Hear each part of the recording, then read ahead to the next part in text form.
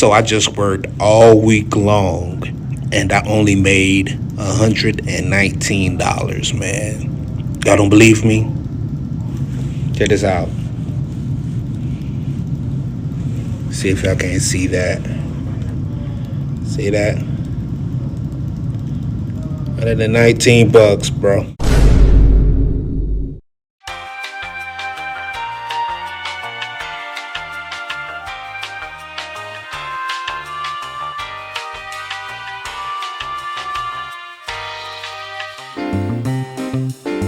Drivers, is it even possible to work for an entire week, to be out on the road, away from your family, to generate almost $5,000 in revenue? And then you look at your paycheck at the end of the week and you see that you only made $119. Let me say that again. $119. Let that sink in for a minute. How does that even happen? And more importantly, why does it keep happening to so many drivers out here who is chasing the dream of owning their own truck? The promise is independence. The promise is being your own boss. But for so many, the reality is it's a financial trap. It is designed to keep you spinning your wheels until you actually have nothing left. We're going to talk about this today because a driver on TikTok, a lease driver, showed receipts of $198 from a $5,000 gross. Let's talk about it. You want answers? I think I'm entitled. You want answers? I want the truth! You can't handle the truth. Our story begins with a truck driver. And as you can already see in the opening on his face, before he even says anything, the exhaustion, the frustration, the absolute defeat. He explains after working all week long, his net pay was a meager $119. I can't even believe it. A whole week as a truck driver, and you only brought home $119. Even he knew that it sounded unbelievable. So again, he shows receipts. And that's where the picture gets a little bit clear, drivers. A whole lot clearer and a whole lot uglier. He shows that his gross earnings for that week was $5,000. That's a productive week by any standards. So where did all the money go? I'm curious. Where did all that money go? Deductions. A waterfall of deductions. Yes. But see, he highlights one in particular. This one particular deduction, which was over $1,700, because he was, in his own words, in the arrears, meaning that he was behind on his payments. Now, I know I'm going to stop right there, drivers. I know what you're going to say. Hey, he did it wrong. He must have messed up somewhere. How is it possible that he only came home with $119 and still being $1,700 in the rear? What happened? What is he doing wrong? So to prove all of this, and this wasn't a one-time thing, he goes back and shows his settlement history. As you already see, he shows that he had a pay stub from a previous week where his take-home pay was zero. You heard me. Zero. A flat zero. Yeah, I'm gonna have to make a pimp decision, man. Yep. Oh, you know what? And as a matter of fact, I think the week before that, I probably had a check that was like zero. Let's check that one out, man. See the date on that? And mind you, I worked all week long. Another one from a week before that was also zero. He makes it clear that he hasn't taken the day off in about 3 to 4 weeks. He's been working continuously, running lows, generating revenue. Not for him, obviously. And for his efforts, he has nothing to show for it except for this one check at $119. That is crazy work right there, man. $119. I'm beside myself asking the question. Why are you still working for this company, bruh? Why are you still trying to make it happen? $119 and you still $1,700 in the rear. It's time to go. He mentions this situation is probably going to continue for at least another 2 months while he tries to catch up on his rear payment. But as of right now, he is asking. Not too good, man. What y'all think I should do? Y'all think I should leave? Like I said, it's probably going to be like this for the next month or so, because I have to make up a payment and a half with the SFI. And let me know what y'all think. Should I leave?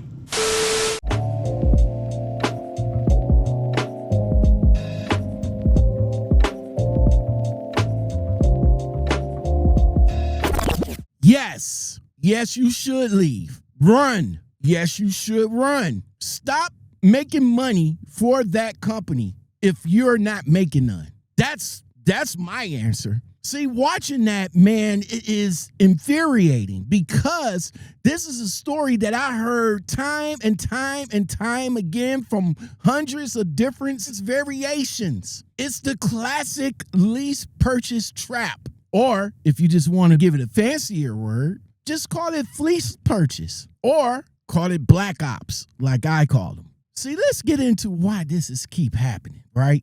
First thing we have to understand is this. With these lease deals, it is never in the driver's interest. It is not designed for the driver to succeed. The entire structure is built for the company to maximize its profits while minimizing their risk. And you want to know where they do it off of? They do it off your backs. See, think of the power dynamics here, drivers. The company holds all the cars. They own the trucks. They provide the freight.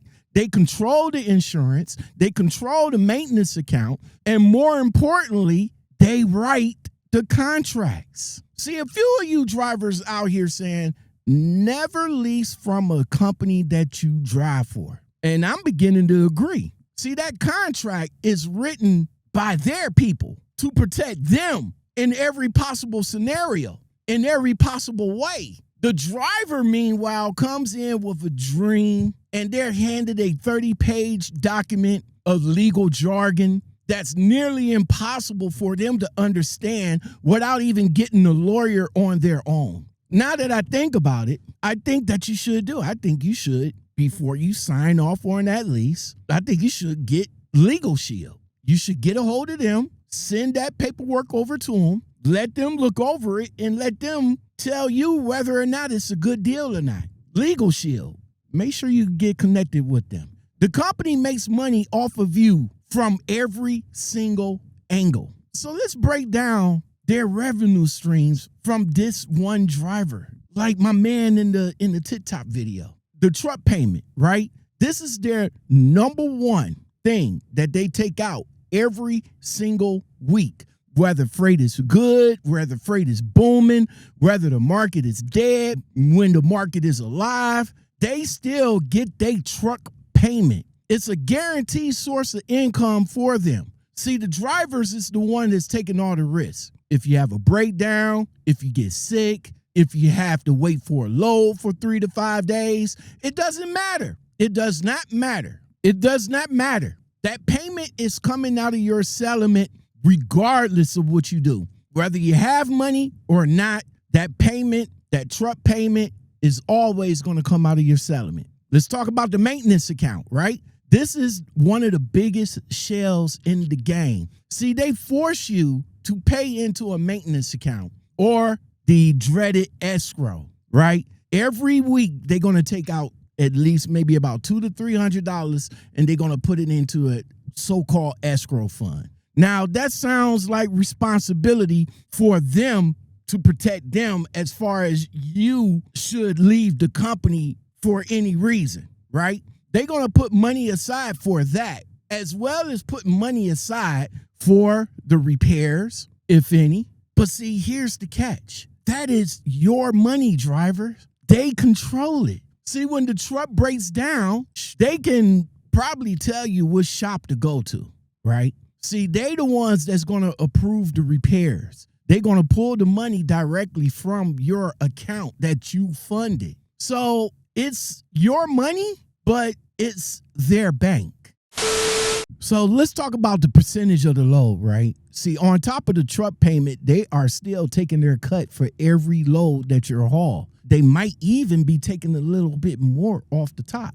So let's say, for example, the load pays, I don't know, let's say $2,000, right? They'll book the load for $2,000. And then what they'll do is probably allegedly take maybe about $500 out of that, which drops it down to $1,500, which they're going to offer to you. You accept the load for $1,500. Out of that $1,500, you get 88% of that load while they get 12% of it still. They double dipping. They got an extra $500 off of a $2,000 load that they only going to give you 88% for. That's crazy work. And a lot of them, and I'm only going by what you drivers tell me, is that you really don't see the rate con. And a lot of you tell me that when y'all do get a rate confirmation from the brokers, they will tell you that, hey, we brokered this load for this amount. And the driver sitting there like, well, I was given the load for this amount. So you already know that the Black Ops company that you're driving for, they already double dipped and took a little bit more than what they were supposed to take. They was only supposed to take 12% of the load, but yet they still making additional money off of your back. See, they're getting paid like a traditional carrier, but they're also getting paid as a truck leasing company as well. Like I said before, when you look at it this way, they might be triple dipping, and that's off your hard work. Don't forget all the other fees as well. The endless deductions that we saw on this guy's settlement. Insurance, Qualcomm or tablet fees, trailer rental fees, administrative fees. I mean, the list just goes on and on and on and on. And by the time they're done, that massive $5,000 gross that you got has whittled all the way down to $119. And see, drivers, this brings up the most heartbreaking part of this whole thing. You're driving a truck that you probably not going to own at the end of the lease. These lease agreements right here, they are structured for you to fail. After 3, 4, or 5 years of making massive weekly payments, after pouring tens and thousands of dollars, sometimes over $100,000 into a truck that you get at the end of the lease, guess what's waiting for you? A massive balloon payment, a final buyout. And that final buyout, drivers, could be anywhere between another $20,000 or maybe $50,000 or more. And hell, when you look at it that way, by that point, what are you buying? You buying a truck with about 700,000 miles to at least 1 million miles that been ran hard. And by the time it comes close to paying for it, it probably might be on its last leg. Maybe might need a new overhaul or a new transmission. It's a money pit now, drivers. So even if you could scrape together the money for the balloon payment, you're still buying a massive liability. And check this out.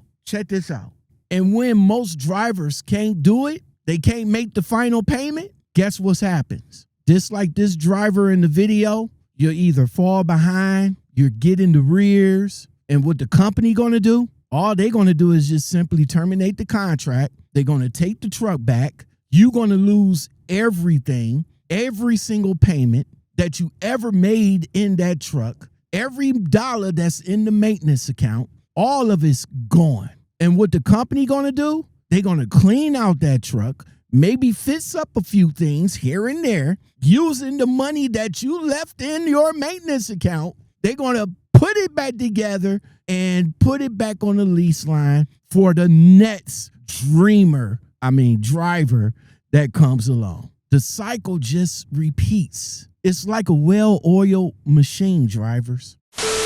When this driver asks, should I leave? Listen, I feel this guy. You gotta go. I mean, I know you're in a tough spot right now because you're probably thinking all this time and money you already invested in it, right? He's probably thinking if I could just stick it out for just maybe 2 or 3 more months just to get caught up and things will turn back around. That's not always the case. It's not always the case, drivers. It's the feeling that you just can't walk away because you already been put into it. But sometimes, drivers, the smartest business decision that you can make is just cut your losses and walk away from a deal that is designed to bleed you dry. You got to understand, when you sign up for these lease deals, it is not a partnership. It's a predatory agreement. You're not an independent contractor in this situation. You're pretty much a captive driver. That's it. That's it. See, you bear all the risk of owner-operator with none of the freedoms or the rewards that come as being an owner-operator.